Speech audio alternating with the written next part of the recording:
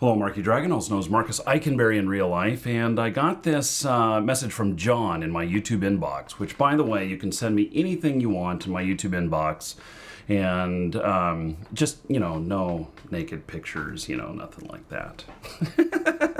Not that you can do that. But I've gotten some very strange stuff in the past. So he says he wants to talk about entrepreneur personality traits. And he's referring to a video that I did recently, where I talked about some of the really good traits of an entrepreneur, and just kind of this trait of getting knocked down and getting back up again and keep moving forward. And so he says, as you said, I think you have perseverance, optimism, drive, and seeing opportunities, hardworking, willingness to take risk. And the willingness to learn from mistakes and a lot of experience. Yeah, I've made a lot of mistakes and I have a lot of experience with that. And it's really kind of cool that this point in time that I've done all of these things and I'm able to share that. In another life, I would be a teacher. I'd be teaching at a college or something like that.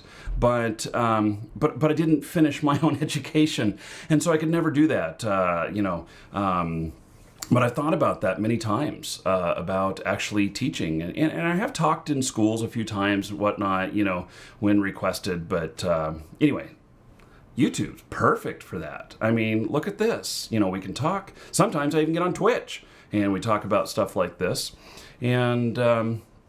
So now he's got something else here that I wasn't really sure that I liked, but I'm going to read it anyway.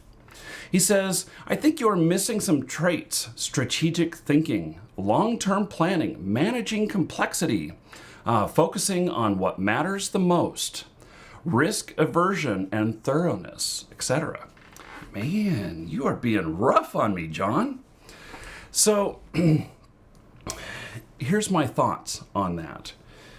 And he says, I think you're an opportunistic doer with an internal drive to make things happen, and you need a meticulous strategic planner to complement you. Okay, so you're on the right track here.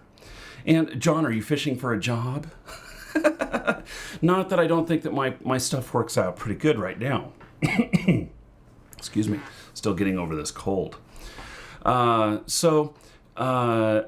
have, over the years, learned that even though I have some of these awesome abilities, you know what awesome abilities come with? They come with some big lackings in other areas. It's just part of, if we're all 100% human, where are those different traits put? And if you put more of something in one area, does that mean that you have lesser in another area? I think that it does, because there are very few people that have these super brains in the world. There are some people who use more of their brain than other people, and which means that they could have more information. But that is pretty rare. Most people use, within just a fraction, of percentages of the same amount of brain as everybody else. And the few people that you see that, there are a couple of people that they figured out use another portion of their brain. They're very, very rare.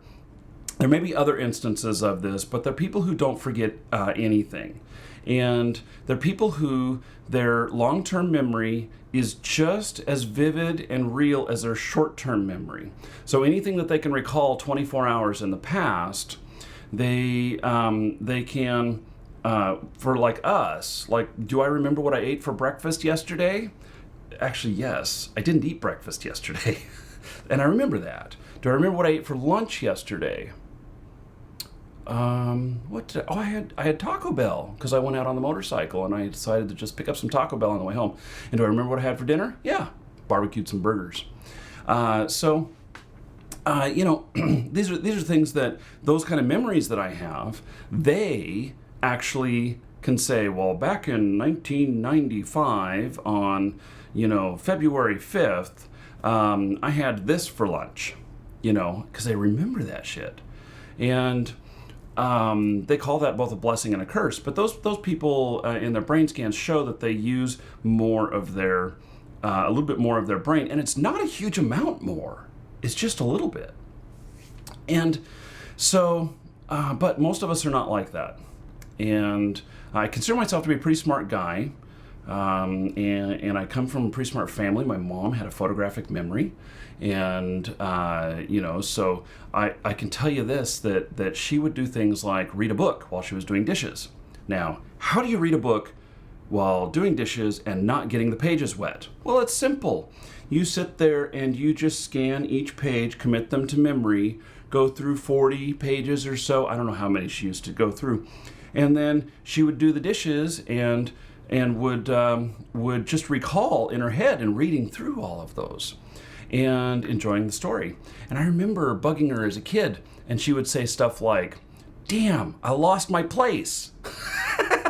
And I'm like, "What? You're just doing dishes. How can you lose your place in dishes?" Come to find out later, she had like this photographic memory, and it was pretty awesome. But I was not blessed with that. And so while I have some of these things that I'm really good at, I have some other things I'm not so good at. And I think the biggest lesson that I've learned in my entrepreneurialism and just in life is that I know what my deficiencies are. And I've learned that. I don't think that I can do just everything. Now, I have a very optimistic attitude about everything, but I know that there are certain things that I'm not very good at. I'm good at innovation. I'm great at creativity. I'm good at action. Evaluating, I'm not so good at. In fact, I have a very hard time evaluating things. In fact, it's kind of interesting because you hit on some of those and you say, meticulous strategic planning, and you say strategic thinking, long-term planning, managing complexity. Some of those I'm not bad at, but I do know that there are some areas that I'm not very good at. And so that's why, as an entrepreneur, I have a business partner. And my business partner, she is really good at evaluating things, at organizing things, at operations, at day-to-day operations of the business stuff and everything. And I recognize that I need that. And that is important. And that helps make it very well-rounded. In a perfect world, in my opinion, here's my idea of what the perfect setup would be for an entrepreneur and for the team that surrounds this person for making things happen. And that is that you have one person that's really strong in innovation, which might be the entrepreneur, might not be. You have another person who's really strong at creativity, and then you have another person that's really strong at evaluation, and another person that's really strong at action taking, getting shit done. And those are, if you have 4 different people all working together, each one of them having their expertise or their primary skills in one of those areas, and then you put them all together, that doesn't mean they're devoid of other things. They're going to be 3 out of 4 in most cases. Most people are 3 out of 4 of those. And so you take your primaries all the way through.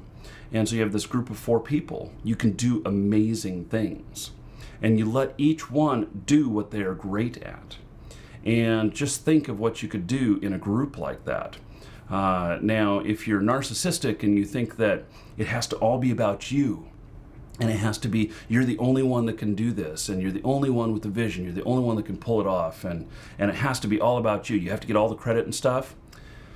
Well, you may be greatness in little spurts and do some good things, but the only thing, there's very few things that heavily narcissistic people are really good at, and on their own. And typically, it's acting and being an entertainer. And I happen to be a good entertainer as well, I think. But I recognize that I still can't, even as an entertainer, I wouldn't be able to do everything all on my own. I'd still need somebody to manage things. Still need somebody to take care of the daily operations. Still need somebody to do my damn taxes, I'm great at making money. I'm not good at managing it.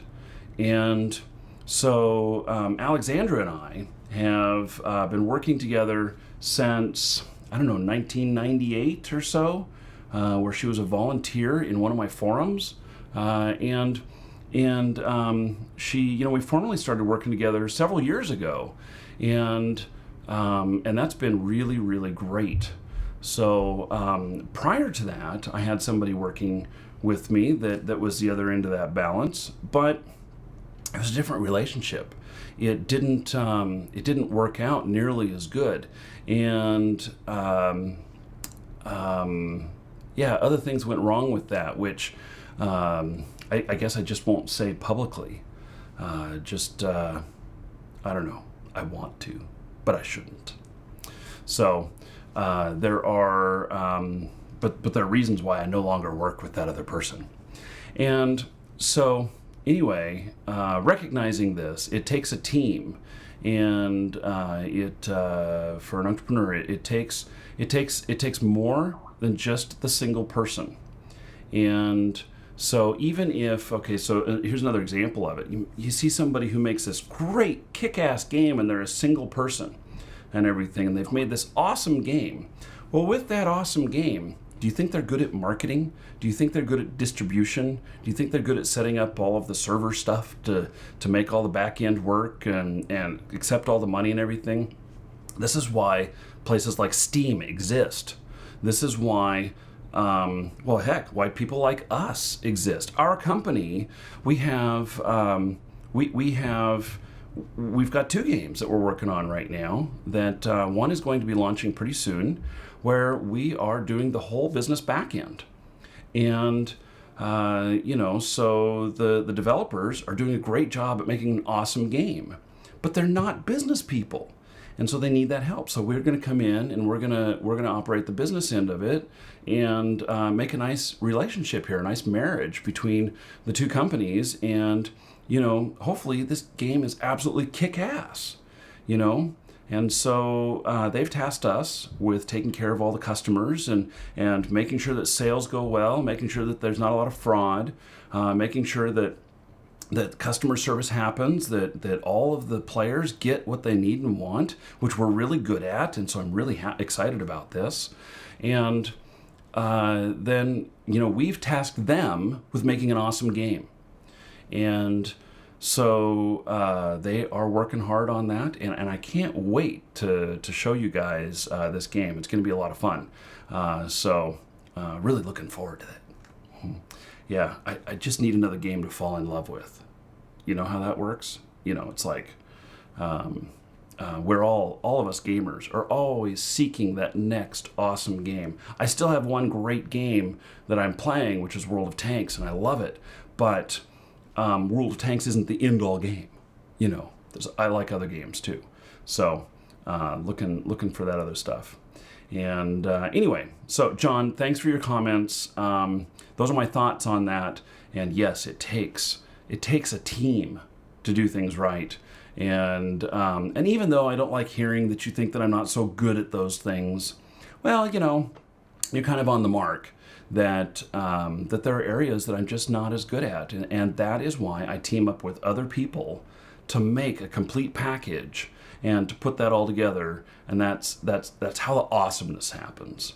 And doing it 100% on your own, you can have little sections of awesome, but they're very small. And you got to stay within that niche, and if shit falls apart, you're screwed. So that's what makes us good. John, thank you very much. I'm Marky Dragon. Take care. Oh, and if you like gameplay, check out my gameplay channel. I put a link in the description. I mentioned World of Tanks. I'm also about to start doing some EverQuest Next content. Let's see, we've got Dragon's Prophet. I've done some 7 Days to Die, some DayZ, Infestation. I haven't been playing Infestation too much lately. And so check it out. There's a link in the description. And you can listen to me talk more while I'm playing games. And in fact, I broadcast my gameplay live on Twitch. And so check it out. And you can actually be part of the show, possibly. So I'm Marky Dragon. Take care, for real. And click the gameplay channel link below. Check it out. Take care.